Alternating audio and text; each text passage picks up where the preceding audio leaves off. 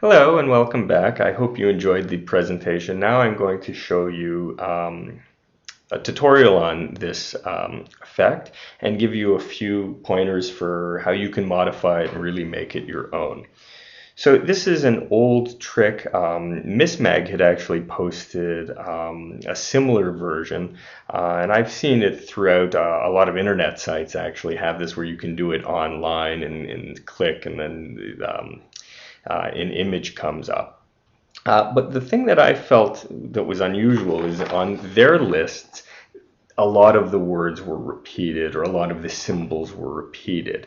The principle that I've come up with here is to create visual images that are ambiguous and can relate to more than one word. So the secret here is, and it's pretty obvious if you do this trick more than once in a row, is that every ninth word relates to the drawing here.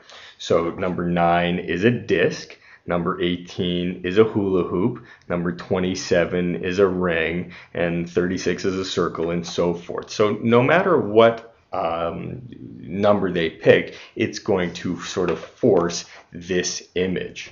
Now, how do I get the person to choose a number that is of a multiple of 9? Well, there's many ways of doing it. What I did was I had them pick any number between 1 and 10, and then I just forced the 9 using a riffle force where I hold a brake, right? And then I just tell them to stop anywhere, no matter where they tell me to stop. I just lift from that brake and show them the card. In this case, I had the 9s on the bottom. A very easy way, just have an entire deck full of 9s and say, now pick a card at random, and they'll select a 9.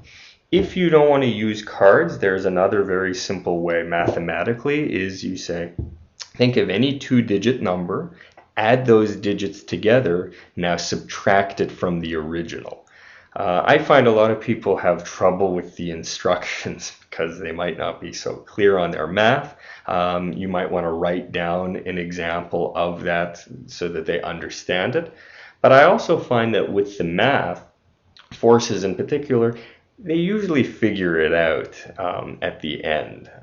It doesn't take them that long to realize that it will be a multiple of 9. Whereas with the cards, it seems like a little bit more of an element of chance.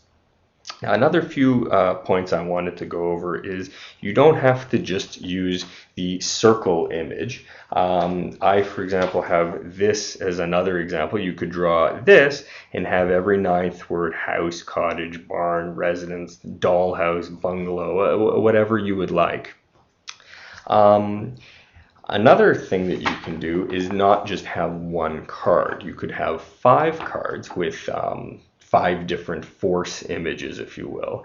And on the back of each card, have pencil dots that only you can really see or make sense of. So have 1 dot on one, 2 dots on another, and so forth.